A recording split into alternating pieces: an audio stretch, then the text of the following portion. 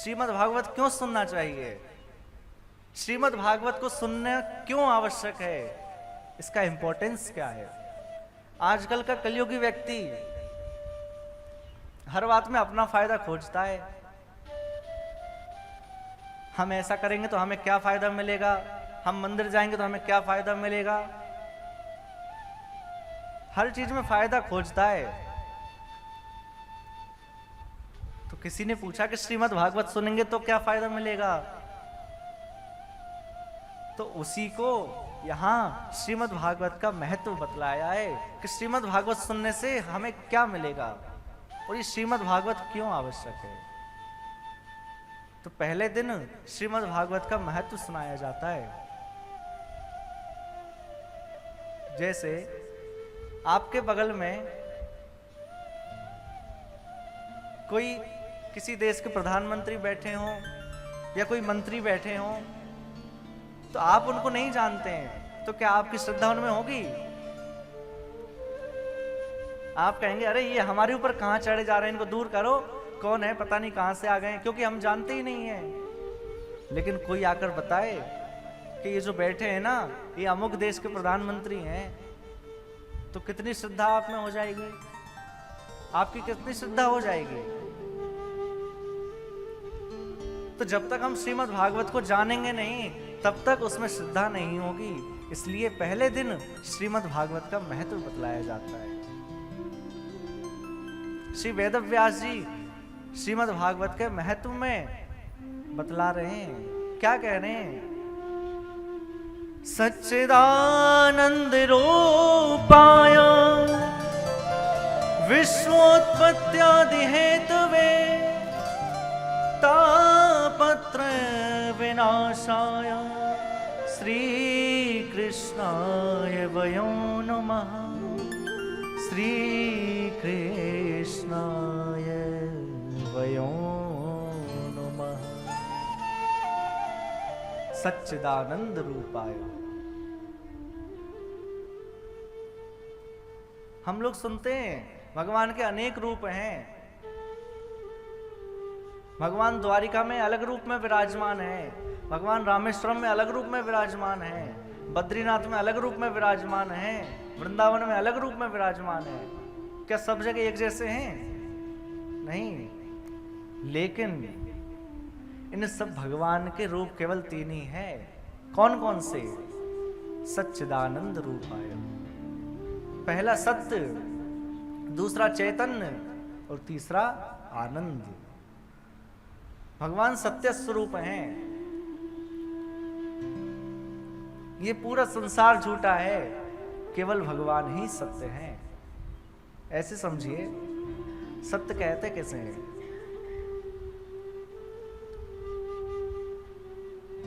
हम इस दुनिया में किसी के भी सामने जाकर झूठ बोल देते हैं, चाहे पत्नी हो, चाहे पति हो, चाहे माता पिता हो, चाहे और संबंधी हो,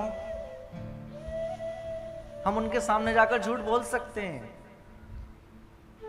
लेकिन मंदिर में पहुंचो और मंदिर में पहुंचकर क्या आप झूठ बोल सकते हैं? क्या भगवान से झूठ बोल सकते हैं? आप दुनिया में कितना भी झूठ बोलें, पर जैसे मंदिर में पहुंचेंगे ना, आपके हाथ जुड़ जाएंगे। भगवान, दुनिया से तो मैं खूब झूठ बोलता हूं, लेकिन आपको पता है सत्य क्या है? आपको तो सब पता है। भगवान से झूठ बोल पाते हैं हम? नहीं बोल पाते। हम कितना ही गलत कार्य करके आ रहे हो, सारी दुनिया से झूठ बोल देंगे, लेकिन भगवान से कहेंगे आपको तो सब पता है। तो जिसके सामने झूठ भी ना बोला जा सके, वही है सत्य स्वरूप। दुनिया में हम सबके सामने झूठ बोल देते हैं, क्योंकि दुनिया सत्य नहीं है। इसको संसार कहते हैं, जो चलता रहता है, बदलता रहता है, इसलिए इसको संसार कहते हैं। तो पहला, ठाकुर जी सत्य स्वरूप हैं। दूसरा, भगवान चैतन्य स्वरूप हैं। चैतन्य किसको कहते हैं? ठाकुर जी जड़ नहीं है, ठाकुर जी चैतन्य है। अब यहाँ कितनी सारी वस्तुएं ऐसी हैं, ये स्टैंड है, ये कूलर है, आदि आदि सब, ये सब जड़ है। लेकिन हम लोग बैठे हैं तो हम लोगों को गर्मी लगती है, हम लोगों को ठंडी लगती है, हम लोगों को भूख लगती है, प्यास लगती है, क्योंकि हम सब चैतन्य हैं। हम ठाकुर जी को जड़ मान के बैठे हैं, पर ठाकुर जी जड़ नहीं है, ठाकुर जी चैतन्य हैं। हम ठाकुर जी को धातु का मान लेते हैं कि ठाकुर जी पीतल के हैं, हम भगवान को धातु का मान लेते हैं, पर ठाकुर जी जड़ नहीं है, ठाकुर जी चैतन्य है।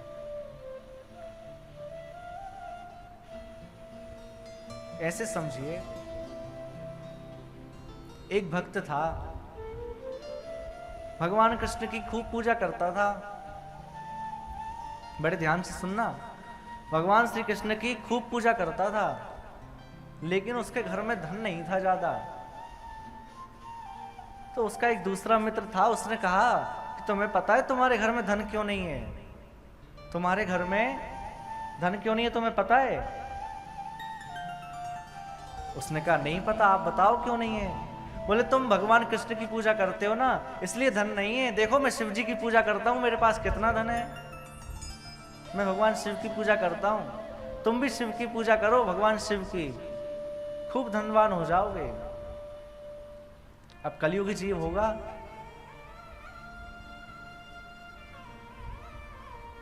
भगवान कृष्ण को तो रख दिए एक तरफ अलमारी में बंद करके, और शिव जी को बिठाकर पूजा करने लगा। क्योंकि कलयुगी व्यक्तियों में अश्रद्धा बहुत जल्दी होती है। किसी ने कह दिया कि देखो वहां जाकर देखो कितना सब लोगों के काम बन रहे हैं, अमुक जगह चले जाओ, बहुत जल्दी हमारी श्रद्धा हो जाती है। लेकिन वहां भी ज्यादा देर नहीं टिकते, वहां से दूसरी जगह चले जाएंगे। क्योंकि कलयुग में व्यक्ति, कलयुगी जीव, अश्रद्धा बहुत जल्दी होती है कलयुगी जीवों में। उसने शिव जी को बिठाकर शिव जी की आराधना शुरू कर दी। पहला ही दिन था, शिव जी की पूजा कर रहा था। अब जैसे ही पूजा करा तो धूप बत्ती लगाई, और धूप बत्ती लगाकर जैसे ही पीछे हटा तो देखा कि धूप बत्ती का धुआं वहां जा रहा है जहां ठाकुर जी बैठे हैं। अलमारी में बंद है ना ठाकुर जी, वहां जा रहा है धूप बत्ती का धुआं। देख के कहने लगा, अच्छा तुम्हें चिढ़ हो रही है, मैं इतने सालों से तुम्हारी पूजा कर रहा था, जब तुम्हें नहीं हुई, जब तुमने कुछ नहीं किया। अब मैं भगवान शिव की पूजा कर रहा हूं तो तुम्हें चिढ़ हो रही है, धुआं अपनी तरफ खींच रहे हो। इतना कहा तो आप विश्वास नहीं मानेंगे, ठाकुर जी सामने प्रकट हो गए और कहने लगे कि आज तुमने पहली बार मुझे चैतन्य माना है। तुमने ये तो सोचा कि इनकी नाक ही सूंघती भी है। अरे आज तक तुम जड़ मानते थे, इसलिए मैं कभी चैतन्य नहीं हुआ, इसलिए मैंने कभी लीला नहीं करी।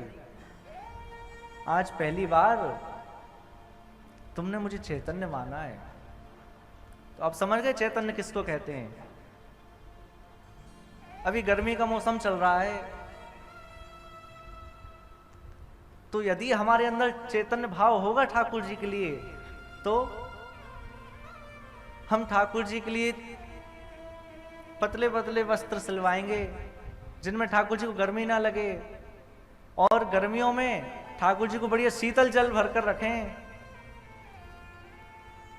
उनके लिए कम से कम मालाएं पहनाएं, क्योंकि मालाओं में बोझ होता है। मोतियों की जो माला होती हैं वो भी कम से कम पहनाएं, क्योंकि वो भी तो छोटे से लाला हैं। अरे दिन भर हमें कोई माला पहना कर रखे, ये नहीं कह रहा हूं कि माला मत पहनाओ, कोई छोटी सी माला, बारीक कोई माला पहना दें, लेकिन ऐसा नहीं कि दो दो तीन तीन मालाएं पहना दी। तो ये भाव हमारे अंदर कब आएगा? जब हम ठाकुर जी को चैतन्य मानेंगे। अब हम तो सो रहे हैं एसीओं में, हमने तो एसी लगवा लिए,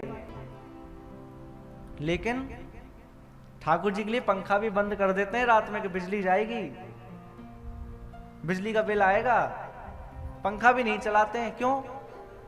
क्या उनको गर्मी नहीं लगती है? क्या वह चैतन्य नहीं है? आप घर में 4 सदस्य हैं तो आप 4 मत गिना कीजिए, आप अपने घर के सदस्यों को 5 गिना कीजिए कि हमारे घर में ठाकुर जी भी हमारे सदस्य हैं। एक श्रीनाथ जी की बड़ी अच्छी भक्ता हुई, अजब कुमारी, मेवाड़ की थी। श्रीनाथ जी के पास आई गोवर्धन, आकर दर्शन कर रही हैं, दूर से ही निहार रही हैं, राजा की बेटी हैं,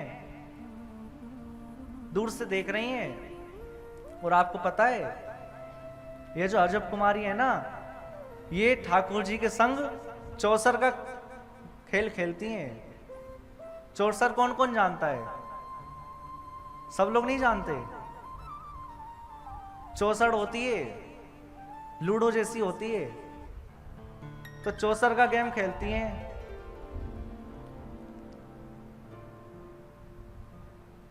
एक तरफ खुद बैठ जाती हैं और दूसरी तरफ ठाकुर जी हैं। तो पहले अपनी दान चलती हैं, फिर ठाकुर जी की तरफ से चलती हैं। और ये जो अजब बाई है ना, अजब कुमारी जो हैं, इनको आज तक चौसर में कोई नहीं हरा पाया है। खूब अच्छा खेलती हैं, लेकिन जब ठाकुर जी के साथ खेलती हैं ना, तो हमेशा स्वयं को हरा देती हैं और ठाकुर जी को जिता देती हैं।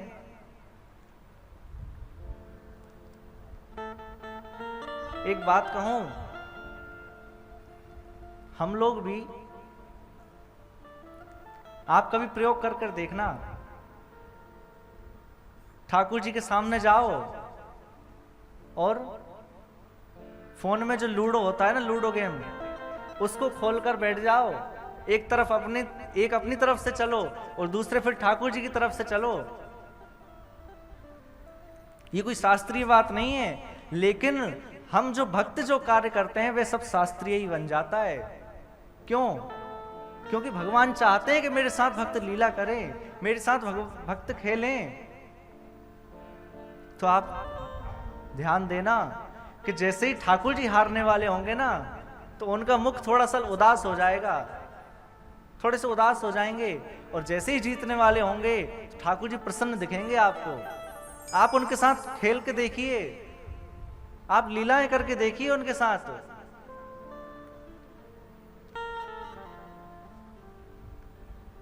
तो वह भक्ता उनके साथ चौसर खेलती थी और हमेशा उनको जिता देती थी। अब एक दिन उनका वापस जाने का समय आया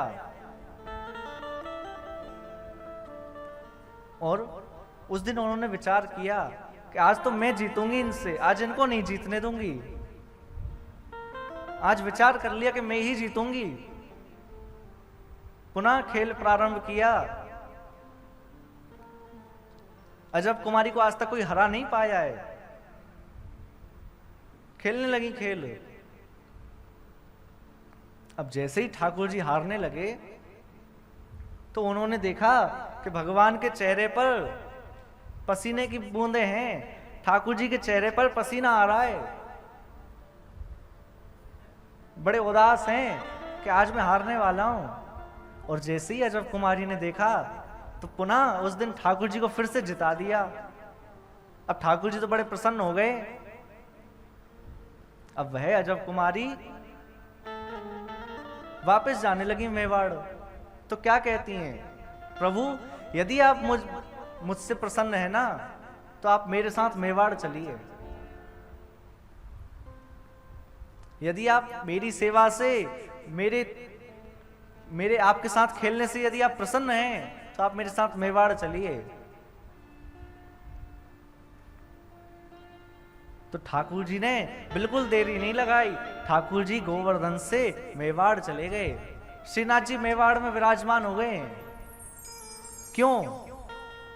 क्योंकि वह ठाकुर जी को, श्रीनाथ जी को चैतन्य मानती थी, उनके साथ बातचीत करती थी। हम लोग चैतन्य नहीं मानते। वो क्या मानती थी? मेरो मन गिरधर छवि पे अटक्यो, मेरो मन गिरधर छवि पे अटक्यो, मेरो मन गिरधर छवि पे अटक्यो, मेरो गिरधर छवि पे अटक्यो, मेरो मन गिरधर छवि पे अटक्यो, मेरो मन गिरधर छवि पे हम हमारे मन में ठाकुर जी को विराजमान कर लें, हमारा मन ठाकुर जी के अलावा किसी और को निहारे ही ना, भगवान को ही देखते रहें। ये भाव है यहाँ अजब कुमारी का। ऐसा मन अटक जाए हमारा भी। कैसा? मेरो मन गिरधर छवि पे अटक्यो, मेरो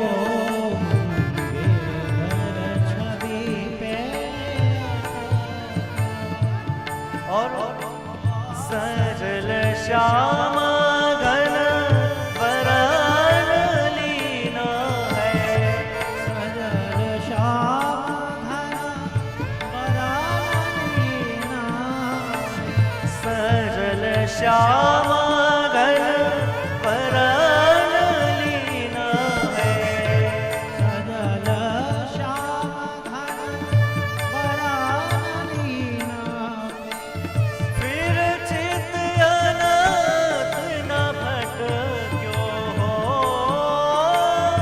फिर चित अनंत न भटक्यो, हो फिर चित अनंत न भटक्यो, हो फिर चित अनंत न भटक्यो, मेरो मन गिरधर छवि पे अटक्यो, मेरो गिरधर छवि पे हमारा मन अटक जाए भगवान पे, ऐसी सेवा करें उनकी।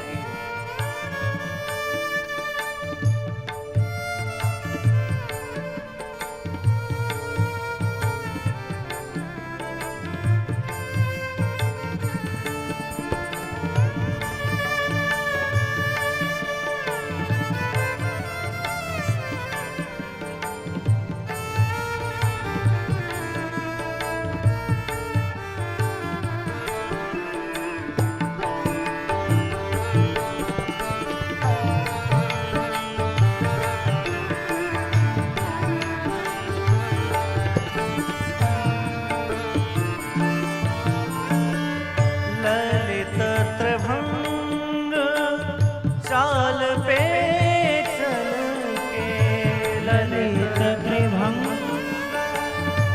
चाल पे चल ललित त्रिभंग चाल पे चल के, ललित त्रिभंग चाल पे चल शिवो के चार गढ़ ठट क्यों हो, शिव की चारों और कृष्णदास जी का पद है। कृष्णदास जी क्या लिख रहे हैं? अंतिम पंक्ति, कृष्णदास की प्राण न्योछावर, कृष्णदास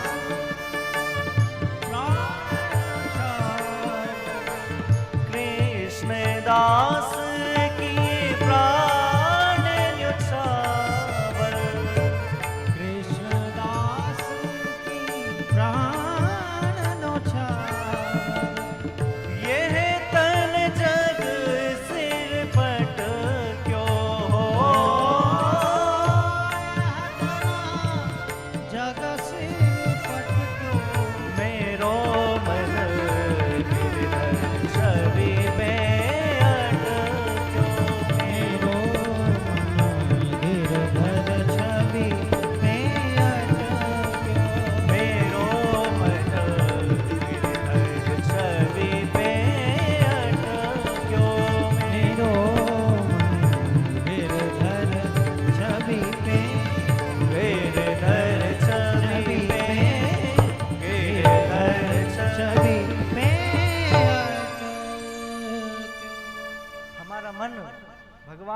जाए बस।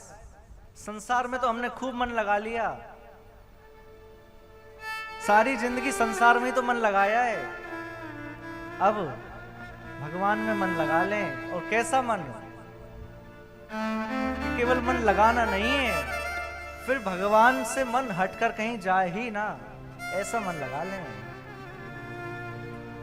मेरो मन गिरधर छवि पे अटक्यो, मेरो मन गिरधर छवि पे भगवान चैतन्य स्वरूप। पहला रूप कौन सा है? अभी बताया था, सत्य। दूसरा चैतन्य, तीसरा आनंद। जब हम अपने ठाकुर जी को सत्य मान लेंगे, जब हम अपने ठाकुर जी को चैतन्य मान लेंगे, उसी दिन से ठाकुर जी हमें आनंद प्रदान करने लगेंगे। आनंद कहते किसको है? दो शब्द होते हैं, सुख और आनंद। सुख की एक लिमिट होती है। जैसे किसी को कोई व्यंजन बड़ा प्रिय है, एक खाएगा, दो खाएगा, चार खाएगा, पांच खाएगा, लेकिन फिर कहेगा भैया अब इसको मेरे सामने से हटा लो, नहीं तो मुझे वमन हो जाएगा, उल्टी हो जाएगी। क्या ये आनंद है? आनंद नहीं है, सुख है। क्योंकि सुख में लिमिट होती है। सुख धीरे धीरे जाकर खत्म हो जाता है, लेकिन आनंद हमेशा बढ़ता जाता है। आज पहला दिन है, आज जितना आनंद आएगा ना आपको, आप गौर करना कि नित्य प्रति यहां आनंद बढ़ता ही जाएगा। दूसरे दिन, तीसरे दिन, चौथे दिन कृष्ण जन्म होगा, पांचवें दिन बाल लीलाएं होंगी, छठवें दिन बड़ा सुंदर विवाह होगा, तो यहां आनंद बढ़ना ही है। लेकिन सांसारिक वस्तु में आनंद कम होता है, वहां सुख रहता है, कम हो जाता है। सीधी सी बात समझाऊं मैं, सुख और आनंद में क्या डिफरेंस है?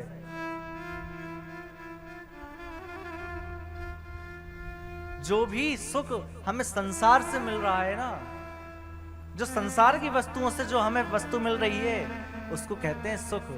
लेकिन जो हमें भगवान की ओर से मिलने लगे, वही आनंद कहलाता है। जैसे कहीं कोई नई मूवी लगी हो, नई फिल्म लगी हो, तो आप देखना पहले दिन जितनी भीड़ होती है ना, क्या उससे 8 दिन बाद उतनी भीड़ दिखेगी? नहीं दिखेगी। क्यों? क्योंकि वो सांसारिक है। लेकिन कथा में पहले दिन जितनी भीड़ होती है, उससे 7वें दिन कितनी कई गुना हो जाती है। क्यों? क्योंकि ये आनंद स्वरूप परमात्मा की कथा है। भगवान का तीसरा रूप है आनंद। भगवान के 3 रूप हैं, 3 कार्य हैं। भगवान करते क्या है? विश्वोत्पत्त्यादि हेतु, विश्व की उत्पत्ति करते हैं, विश्व का पालन करते हैं और विश्व का संहार कर देते हैं। भगवान के 3 गुण हैं। भगवान के गुण क्या हैं? तापत्रय विनाशाय। 3 प्रकार के ताप होते हैं, आदिदैहिक, आदिदैविक और भौतिक। 3 प्रकार के ताप होते हैं। जो इन तीनों प्रकार के तापों से जड़ से उन्मूलन कर दें। ऐसे समझिए, हम किसी ग्राउंड में गए, वहां हमने ऊपर से कोई घास काट दी कैंची से, तो क्या फिर वो बाद में नहीं बढ़ेगी? बढ़ जाएगी, क्योंकि हमने जड़ से नहीं निकाली है। और यदि हम उसको जड़ से निकाल देंगे तो क्या फिर बढ़ेगी? नहीं। इसी प्रकार भगवान हमारे तापों को काटते नहीं हैं, तापों का जड़ से उन्मूलन कर देते हैं, जड़ से निकाल देते हैं, फिर कभी ताप होगा ही नहीं। भगवान की शरण में आ जाएं। ऐसा नहीं है कि भक्तों को कभी दुख बीमारी नहीं होगी, भक्तों को कभी ताप नहीं होगा। कितने सारे भक्त हैं जिनको अपने जीवन में कितना ताप मिला है, कितना कष्ट मिला है, श्री तुलसीदास जी जन्म लेते से ही दुख मिलने लगे, और कितने सारे भक्तों की कथा हम सुनते हैं। तो ऐसा नहीं है कि भक्तों के जीवन में दुख नहीं आते,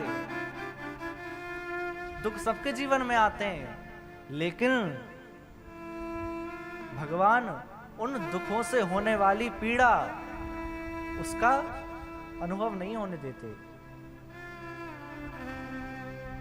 ऐसे समझिए, ये जो भक्ति है ना, ये एक तरह से एनेस्थीसिया का इंजेक्शन है। एनेस्थीसिया का इंजेक्शन आप सब जानते होंगे। तो ये एनेस्थीसिया का इंजेक्शन है, इसको लगाने के बाद फिर कुछ पता नहीं पड़ेगा। इसके बाद आप शरीर को काट दो, कुछ भी कर दो, इसका कष्ट आपको नहीं होगा। इसी प्रकार ये श्रीमद् भागवत है, ये भक्ति है। एक बार हम भगवान की शरण में चले गए ना, तो हमें ताप तो मिलेगा, लेकिन उससे होने वाला कष्ट हमें अनुभव नहीं होगा। तापत्रय विनाशाय। बस भगवान से कहें कि आप जैसे रखो, आप जैसे रखो, हम वैसे ही रहेंगे, और आप जहां ले चलोगे वहीं हम चलेंगे। जैसे आप रखो, जहां ले चलोगे वहीं मैं चलूंगा, जहाँ ले चलोगे वहीं मैं चलूँगा, जहां ले चलोगे वहीं मैं चलूंगा, जहाँ ले चलोगे वहीं मैं चलूँगा।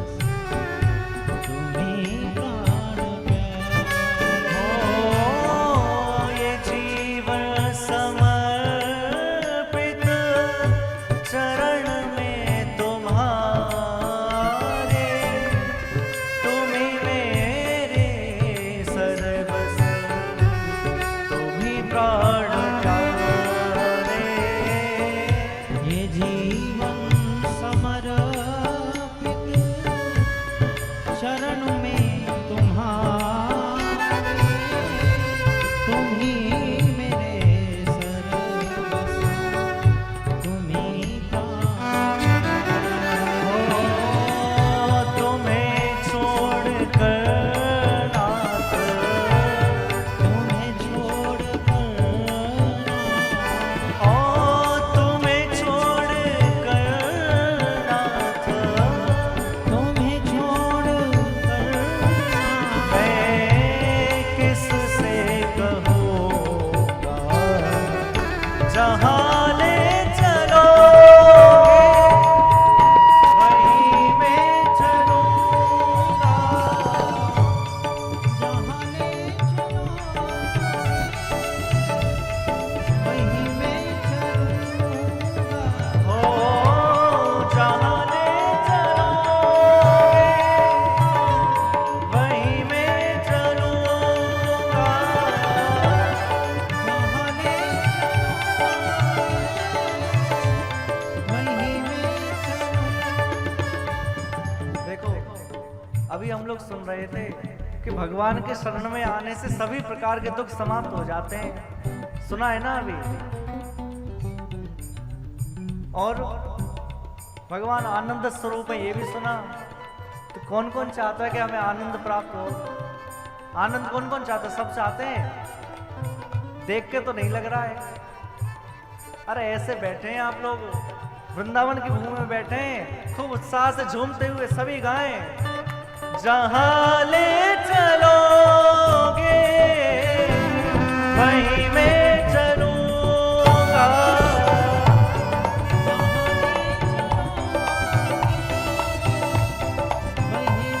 जय हो।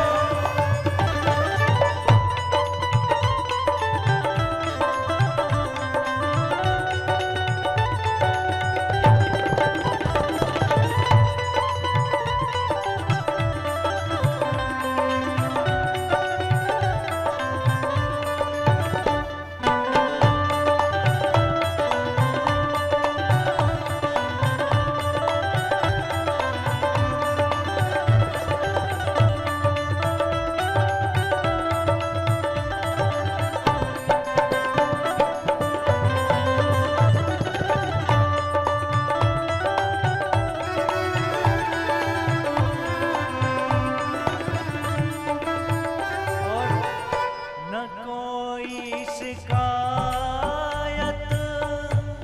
ना कोई अर्जी, कर लो करा लो जो है तेरी मर्जी। ना कोई शिकायत, ना कोई अर्जी, कर लो